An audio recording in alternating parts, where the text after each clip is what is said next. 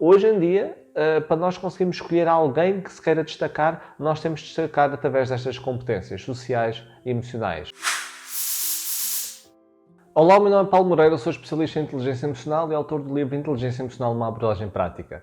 Neste vídeo quero-te mostrar o que é realmente a inteligência emocional, a sua origem e os seus benefícios. Então, se pararmos para pensar um pouco, a expressão inteligência emocional assemelha-se a um paradoxo. Parece não fazer muito sentido utilizar a conjugação destas duas palavras, inteligência e emocional. Em primeiro lugar, porque normalmente caracterizamos as pessoas mais inteligentes como mais frias, mais racionais, lógicas e pouco emotivas. Facilmente me lembro da personagem Spock. Se não conheces, Spock é um personagem que apareceu numa série de ficção científica, Star Trek, e nessa série Spock é um oficial, um primeiro-ministro da USS Enterprise, da nave espacial. É um personagem meio terrestre, meio extraterrestre, oriundo do planeta Vulcano, que tem um raciocínio lógico próprio do seu lado vulcano dominante e supostamente não manifesta quaisquer emoções, embora o seu lado de emoção por vezes faça sentir emoções, mas nessas alturas ele fica mais irracional. Então, se quando sentimos emoções ficamos mais irracionais, como é que podemos ser inteligentes simultaneamente? Em segundo lugar, já fizemos todas coisas e dissemos coisas impensáveis e fizemos isso naquele calor do momento. Ou seja, porque estávamos alterados emocionalmente, estávamos com as emoções à flor da pele, porque foi no calor da emoção. Logo, mais uma prova que tudo o que tem emoção parece não ter nada de racional. Por último, as emoções também são uma coisa primitiva, e não só, que herdamos dos nossos ancestrais. A nossa arquitetura biológica está desenhada para fazer funcionar aquilo que tem resultado melhor nas últimas gerações. É uma constante evolução adaptativa. O problema é que só há poucas gerações é que as coisas mudaram de forma disruptiva e as necessidades de hoje não são as mesmas necessidades de há 250 mil anos atrás. Mas o nosso cérebro ainda é influenciado exageradamente por aquilo que funcionou melhor nas últimas gerações. Por isso, quando estamos alterados emocionalmente, as nossas respostas são mais primitivas e fortes e podemos dividi-las em 3 reações: fugir, lutar e congelar. Mais uma vez, as emoções parecem não ter nada de inteligente. Analisando estes 3 exemplos, percebemos que realmente não parece ter muito sentido utilizar a expressão inteligência emocional e que mais parece mesmo um paradoxo. Mas é neste paradoxo que precisamos encontrar a necessidade de treinar a nossa inteligência emocional. A inteligência emocional é a base do desenvolvimento pessoal. São as nossas emoções que controlam as nossas decisões e são as nossas decisões que definem o resultado da nossa vida. Então, são as nossas emoções que definem como vai ser a nossa vida, precisamos ganhar ferramentas para as trabalharmos. É simples quanto isso. Então, o que é a inteligência emocional propriamente dita? Embora não haja uma única definição para este tema, podemos utilizar uma definição Goleman, a pessoa que popularizou este tema e que a definiu como a capacidade de reconhecermos, entendermos e gerirmos as nossas emoções, bem como reconhecer, entender e influenciar as emoções das outras pessoas. Goleman divide a inteligência emocional ainda em 4 categorias: autoconsciência, autocontrole, consciência social e relacionamentos interpessoais. A autoconsciência é a capacidade de reconhecermos os nossos estados emocionais e identificar as suas causas e consequências. Por sua vez, a autocontrole é a capacidade de gerir essas emoções que nós identificamos na autoconsciência. Terceira categoria, a consciência social, é a capacidade de lermos o meio à nossa volta, identificar estados emocionais nas outras pessoas e conseguirmos gerar empatia. Por último, relacionamentos interpessoais é a capacidade de lidarmos com as outras pessoas e influenciá-las de forma positiva. E como é que surgiu este conceito? Para encontrarmos o conceito base da inteligência emocional, temos que recuar sensivelmente um século e meio até 1872, quando o cientista Charles Darwin escreveu um livro, A Expressão das Emoções nos Homens e nos Animais, repleto de ilustrações, teorias e inúmeras descrições em que comparava as expressões emocionais entre homens e animais. Então podemos dizer que foi aí que o conceito de inteligência emocional deu os primeiros passos, mas ficou esquecido sensivelmente 100 anos. Parte do conceito voltou à vida com o Dr. Howard Gardner, professor da Universidade de Harvard, através do seu livro Frames of Mind, a teoria das inteligências múltiplas, escrito em 83. Esta teoria é o resultado de uma crítica elaborada por Gardner à então visão modelo da psicologia que afirmava a existência de apenas um tipo de inteligência, o QI. Um par de anos mais tarde, em 1985, Rowan Baron, psicólogo americano israelita, cunhou o termo QE, quociente emocional. Depois, o conceito de inteligência emocional surgiu mesmo em 1990, quando 2 psicólogos americanos, John Mayer e Peter Selby, da Universidade de Yale, publicaram um artigo intitulado Emotion Intelligence, que apresentava uma estrutura que abordava tanto a inteligência como as emoções.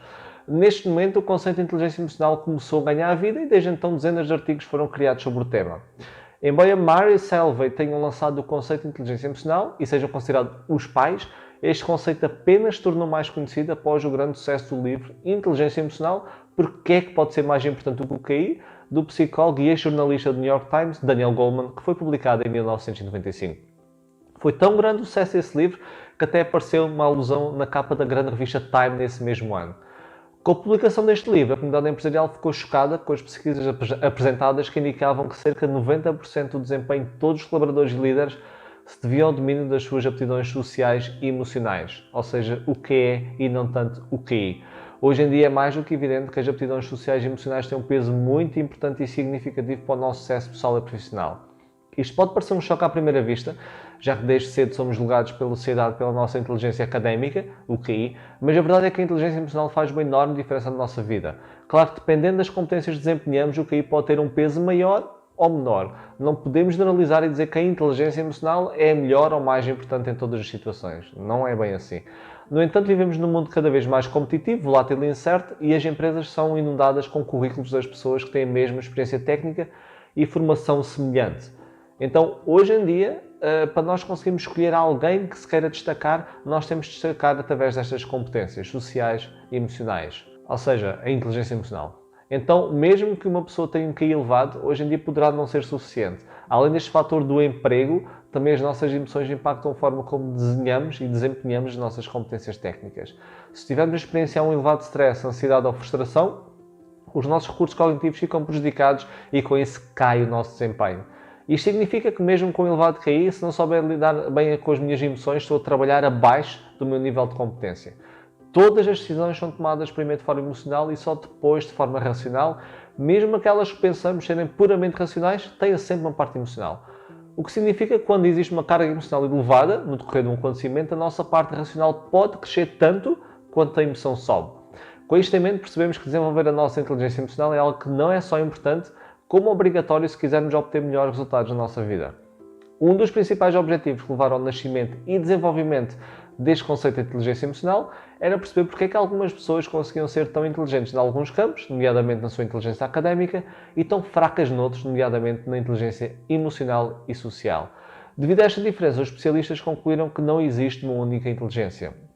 Podemos ser muito inteligentes academicamente, isto é, ter um QI elevado, mas ter um QE baixo. Por ter um QI elevado não significa, por sua vez, também ter um QE elevado. Uma inteligência não está correlacionada com a outra. O que acontece muitas vezes, na maior parte dos casos, é que as pessoas com elevado QI descuram muitas vezes trabalhar o QE, porque a concretizão de alguns objetivos para essas pessoas tende a ser mais fácil. Então não dão tanto valor ao desenvolvimento da inteligência emocional. Contudo, na maior parte das vezes, é na fase adulta que esta descompensação de inteligências se começa a fazer sentir. O stress do trabalho, a vida pessoal, a vida familiar, os acontecimentos negativos que vão surgindo, vão tendo um impacto em nós e se nós não trabalharmos esta inteligência emocional, vamos ter dificuldades em lidar com isso. Para compreenderes com mais facilidade a importância da inteligência emocional e da necessidade de termos um bom QE, vou-te contar uma história de duas personagens fictícias, o João e o Pedro. Então, atenção que esta história é um sketch, por isso irei fazer alguns exageros de forma a ilustrar o meu ponto de vista. A primeira história é do João, que tem um QI elevado e um QE reduzido. O João nasceu com um QI elevado, mas com um QE baixo. Desde logo foi considerado um gênio e que tinha tudo para ter sucesso. Começou a falar e escrever muito cedo e quando entrou para a escola primária destacou-se logo dos outros meninos. Sempre foi o melhor aluno da turma e da escola. Os professores adoravam o João, no entanto o João não sabia relacionar-se muito bem. Era um miúdo que estava mais afastado dos outros, ninguém queria brincar com ele e as meninas também não se aproximavam muito do João. Os anos foram passando e o João ia sempre batendo recordes académicos, sempre o melhor aluno da escola. Simultaneamente, a parte pessoal sofria, visto que não tinha muita vida social e não tinha muitos amigos. Chegou à faculdade e acabou o curso com a média 19. O melhor aluno da turma e no topo no âmbito nacional. Com esta média, muitas empresas solicitaram o João, sofreram propostas de trabalho e ele escolheu a melhor empresa, com o melhor salário e a melhor posição. Entretanto, conheceu alguém, casou-se e teve um filho. E se a história terminasse aqui, parecia aqueles filmes da Disney. Mas não termina aqui. O João é tecnicamente perfeito, domina a sua função mais do que qualquer colega, mas a sua falta de competências pessoais começa a fazer estragos, tanto no trabalho como em casa. No trabalho o João não se dá com quase ninguém, pois não sabe se relacionar muito bem. Trabalha 12 horas por dia, porque é bom tecnicamente, mas não lida bem com os colegas e a parte familiar também começa a sofrer. Passa pouco tempo em casa e quando chega à casa não percebe que a sua mulher quer passar tempo de qualidade com ele, não reconhece as emoções dela e não consegue fazer a sua leitura. O mesmo se passa com o seu filho. O filho do João joga futebol e o João nunca vai ver os jogos porque diz que não tem tempo. No entanto, como ele é muito dedicado no seu trabalho, o chefe do João promove-o a líder de equipa. A princípio a ideia parece ser boa, porque o João ganha mais dinheiro e mais responsabilidades. No entanto, há um problema. O João não sabe relacionar e ele vai ter que lidar agora com pessoas e liderar pessoas. A falta de competências pessoais começa a fazer sentir nesta situação. Em vez de um líder, o João torna-se um chefe. Impõe ordens, não reconhece necessidades dos seus colaboradores, não os apoia, apenas exige que as suas ordens sejam executadas e não permite erros. Este tipo de gestão começa a causar estragos, a equipa começa a baixar a produtividade e ao final de algum tempo o chefe do João exige esclarecimentos. Mas como o João não sabe gerir as suas emoções, nem sabe continuar a motivar-se para ultrapassar esta adversidade, entra em choque. Quando o João chega a casa, não consegue separar a vida familiar da profissional e descarrega na mulher e no filho. Como a relação já não ia bem, a mulher decide pedir o divórcio e sair de casa com o filho. Com isto, o stress, que já era elevado, chega a um nível insuportável, começando a pôr em causa a saúde física e mental do João, que acaba por entrar num quadro depressivo e mete baixa médica. Esta é a história do João, com um QI elevado, que parecia ter tudo para ter sucesso, mas que por ter um QI abaixo, no fim de contas teve um cenário inverso. Okay? Este é um sketch. Agora vou-te contar a história do Pedro, a segunda personagem, que é o contrário. Tem um QI mais baixo, mas um QI elevado. O Pedro, quando nasceu, era mais um miúdo, considerado um miúdo no meio de tantos outros. Na escola nunca se destacou nada academicamente, mas todas as pessoas gostavam de brincar e gostavam do João. Relacionava-se com todos os miúdos e todos queriam brincar com ele. Os anos vão passando e o Pedro está sempre rodeado de amigos, a aproveitar o melhor que a vida tem para oferecer e também a namoriscar. Entretanto, entrou para a faculdade, na última opção, já que a média não permitiu mais, e vai passando sempre com algumas dificuldades, acabando o curso com média de 10. Com esta média, dificilmente alguma empresa quer o Pedro, mas como ele possui uma resistência acima da média, uma capacidade de automotivação elevada, acaba por encarar a situação como um desafio. Todos os dias o Pedro envia dezenas de currículos. Passam semanas, meses e mesmo anos sem conseguir nenhuma entrevista, mas ele não desiste. A motivação faz o Pedro continuar e continuar, dia após dia, e passado algum tempo finalmente consegue uma entrevista. E como ele tem uma capacidade enorme de se relacionar, ganhar empatia e de comunicar, o entrevistador adora e contrata-o. Agora com o trabalho, o Pedro casa-se, tem uma namorada e tem um filho. E no trabalho todos o adoram, relaciona-se bem com a chefia e com os colegas, está sempre a incentivá-los, e em casa reconhece as emoções da mulher, passa tempo de qualidade com ela, com o filho, e tudo parece correr bem nesse âmbito. No entanto, existe uma crise e a empresa começa, digamos, a tremer. Então todas as pessoas começam a ouvir falar de despedimento. A maioria dos funcionários entra em desespero, mas o Pedro mantém-se calmo, pois tem um autocontrole acima da média, reconhece bem e gera bem as suas emoções. Esta capacidade, aliada ao seu forte relacionamento pessoal e à empatia, consegue motivar os seus colegas para ultrapassar esta crise e conseguirem melhores resultados. O Pedro não desiste, continua a motivar-se e a motivar os outros e os resultados começam a melhorar. Vendo isto, o chefe não tem dúvidas nenhumas e convida-o a ser líder de equipa. E é como um peixe dentro d'água. É um verdadeiro líder, antecipa as necessidades dos seus colaboradores, está sempre junto deles, elogia-os, recompensa-os, ouve-os e motiva-os. E os resultados continuam a subir. É um sucesso enquanto líder. E esta é a história do Pedro, uma pessoa com um QI baixo, mas que ao ter um QI elevado conseguiu ter uma vida profissional e familiar do sucesso, embora muitas pessoas achassem que isso poderia não acontecer. Agora, reforço novamente que estas são apenas duas histórias, são sketches, e aliás, para ter um QI elevado, não quer significativamente dizer que temos um QI baixo, como já tinha dito ao início. Da mesma forma, existe também alguma investigação que mostra uma correlação positiva entre uma boa inteligência emocional e o sucesso académico. Então, embora no sketch o Pedro tenha passado, digamos, à rasca, na vida real estas competências aumentam o nosso sucesso académico. Então não quero demonstrar que uma pessoa com um QI elevado tem um QI abaixo e vice-versa. Uma coisa não implica a outra. Aliás, se tivermos um QI e um QI elevados, a vida torna-se muito mais fácil.